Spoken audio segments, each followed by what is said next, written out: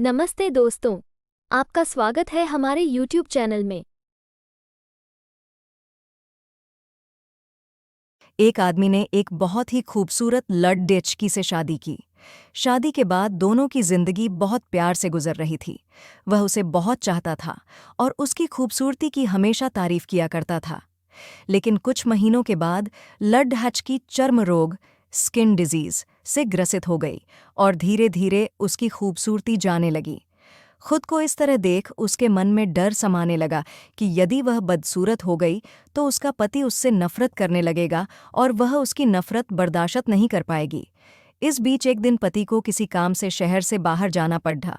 काम खत्म कर जब वह घर वापस लौट रहा था, उसका एक्सीडेंट हो गया। एक्सीडेंट में उसने अपनी दोनों आंखें खो दीं, लेकिन इसके बावजूद भी उन दोनों की जिंदगी सामान्य तरीके से आगे बढ़ती रही। समय गुजरता रहा और अपने चर्म रोग के कारण लड़की ने अपनी खूबसूरती पूरी तरह गंवा दी।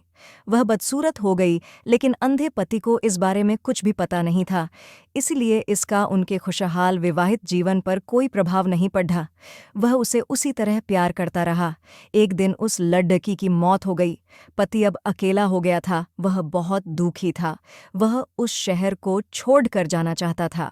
उसने अंतिम संस्कार की सारी क्रियाविधि पूर्ण की और शहर छोड़कर जाने लगा। तभी एक आदमी ने पीछे से उसे पुकारा और पास आकर कहा, अब तुम बिना सहारे के अकेले कैसे चल पाओगे? इतने साल तो तुम्हारी पत्नी तुम्हारी मदद किया करती थी। पति ने जवाब दिया, दोस्त, मैं अंधा नहीं हूं। मैं बस अंधा होने का नाटक कर रहा था, क्योंकि यदि मेरी पत्नी को पता चल जाता कि मैं उसकी बदसूरती देख सकता हूं, तो यह उसे उसके रोग से ज्यादा दर्द देता। इसलिए मैंने इतने साल अंधे होने का दिखावा किया। वह बहुत अच्छी पत्नी थी। मैं बस उसे खुश रखना चाहता था।